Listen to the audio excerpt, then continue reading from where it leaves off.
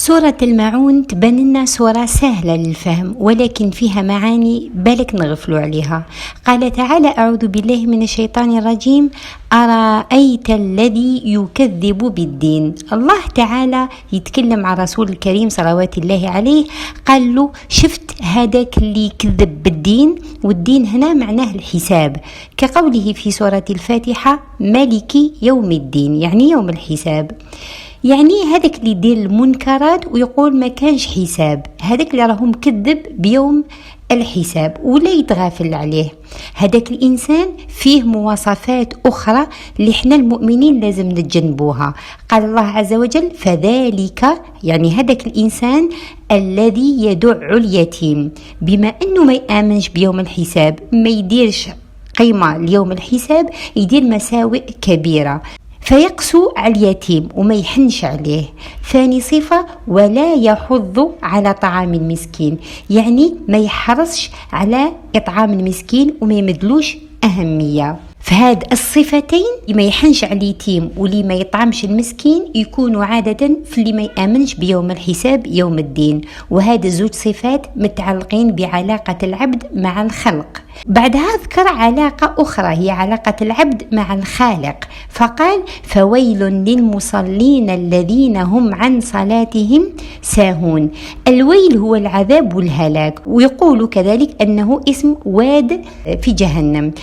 ربي توعد المصلين اللي يسهاو عن صلاتهم، يعني ما يصلوهاش في الوقت، ما يخشعوش فيها، ما يقوموش بأركانها كاملة، يسرعوا باش يكملوها، يخلوها هي لا ديرنيير في النهار ويلموهم كامل ويصليوهم.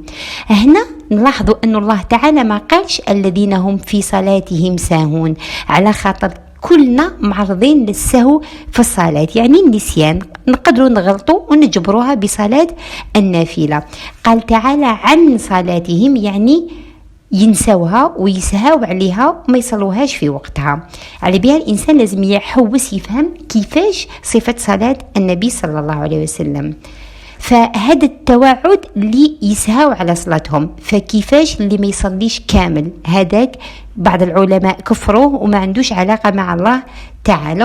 يبدأ الله عز وجل بالصلاة ومن بعد الأعمال الأخرى، لتصلح صلاته يصلحوا باقي الأعمال.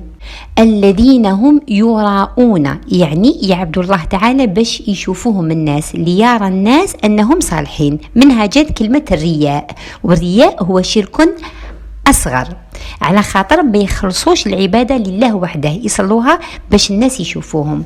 وتصيب هاد الناس يديروا غير العبادات اللي تبان للناس، صلاة، حج، صدقة، بصح في خلواتهم ينساو الله تعالى، وهذا ما يدخلش فيه اللي يدير الخير ويبينوا باش الناس يقتدوا به. على خاطر الله تعالى قال في سورة البقرة: إن تبدوا الصدقات فنعم هي، يعني حاجة مليحة، وإن تخفوها وتؤتوها الفقراء فهو خير لكم، يعني اللي يخبي خير من اللي يبين.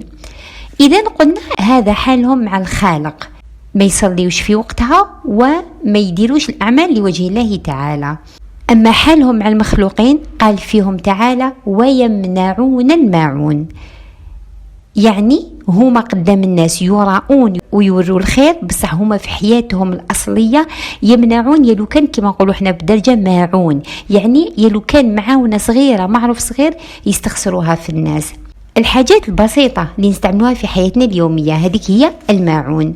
وفي هذا حث على إعانة الناس وفعل المعروف. فالإنسان لازم يشوف الحال إذا فيه صفة من هذه الصفات يبعد عليها، على خاطر هي صفات الكافر اللي ما يآمنش بيوم الحساب.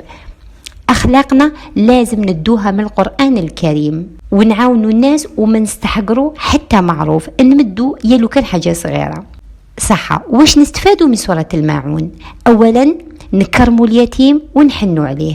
ثانيا نطعموا المسكين ونعاونوا مثلا في موائد الإفطار في شهر رمضان وإطعام الجائعين كل يوم. ثالثا نحافظوا على صلاتنا في وقتها وبأركانها وعلى أحسن وجه. وأي حاجة نديروها تكون لوجه الله تعالى، نعاونوا باللي نقدروا عليه، ماشي كما الكافر اللي يقول شاكين بور سوا. لا، احنا المسلمين جسد واحد، نتعاونوا على القليل والكثير.